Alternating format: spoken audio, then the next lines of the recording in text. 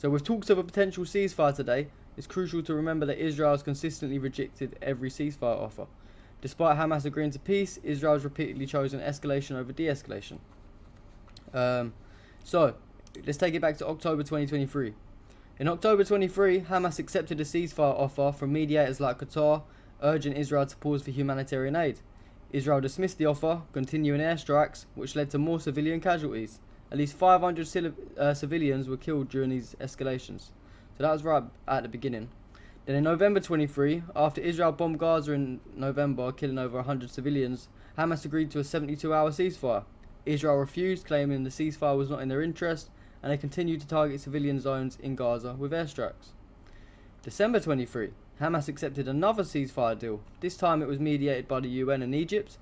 Despite their acceptance, Israel rejected the deal, refusing to halt their military operations as a condition of the ceasefire. This led to another wave of destruction in Gaza. January 24. So it's crazy when you look at it like this. They've actually rejected so many ceasefires. You don't really where so much time's gone by and so many people have lost their lives and all that. You kind of forget all of these ceasefire propositions that happened, but there's been a lot. In January 24, after Israeli airstrikes killed 80 plus civilians within the first few weeks, Hamas expressed willingness to stop fire in exchange for humanitarian aid access. Israel again rejected the offer, continuing its offensive and further tightening the siege on Gaza. So yeah, this is just like a little graph. This was around day 95. I mean, you can just see the population. It's like a big graph of just like the reported fatalities. The 70% happen to be women and children. 59,000 reported injuries. Only 1,200 reported fatalities in Israel. So this was literally 95 days in, and they've like times that number by like 20. So yeah. And obviously all the basic services and livelihoods like the food security, the water, all of that stuff, it was all basically ruined for Gaza from the beginning. So for the civilians of Gaza, should I say, then Israel weren't targeting Hamas. But yeah, March 24, with Gaza facing a humanitarian crisis, Hamas agreed to a brief ceasefire for aid deliveries.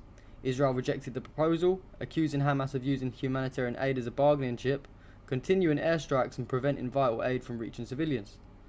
So, what can you say? April 24. In early April 24, following a series of deadly attacks by Israeli forces on Gaza, Hamas accepted an Egypt-brokered ceasefire.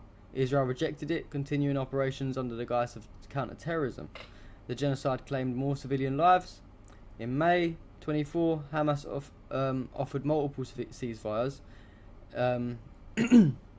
Israel refused each time, stating its need to destroy military infrastructure, even as civilian casualties mounted rapidly.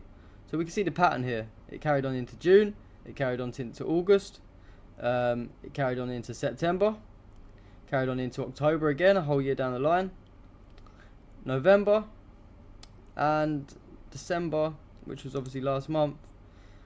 And Hamas once again accepted a ceasefire mediated by Qatar and Turkey after heavy bombing in Gaza. Israel refused, continuing its offensive and rejecting any pause in hostilities. So the death toll continued for civilians. And in conclusion, I said, given Israel's consistent rejection of ceasefire deals since October 2023, it's clear that Israel cannot be trusted to de-escalate today. Every time Hamas accepts, Israel rejects, showing a clear pattern of prioritizing military escalation and terrorism over peace. So that's just basically, yeah, that's what Israel is known for, you know. They don't ever want peace. And we're going to get into this in a minute in a bit more detail, but basically, after this recent ceasefire has been announced, Israel's already sort of because the ceasefire has been announced, yeah, but it's not meant to technically go into place into Sunday. It's Thursday, late night on Thursday right now, so that's like another 3 days. You've got Friday, Saturday, and then the Sunday it will go into place. But they're already trying to find little excuses and trying to do little things to make sure that ceasefire goes out the window. So I hope it all goes through, but we know what Israel's like, so it wouldn't surprise me at the same time if they find a way to wiggle out this one. So we'll see anyway. We'll see. I hope for the best.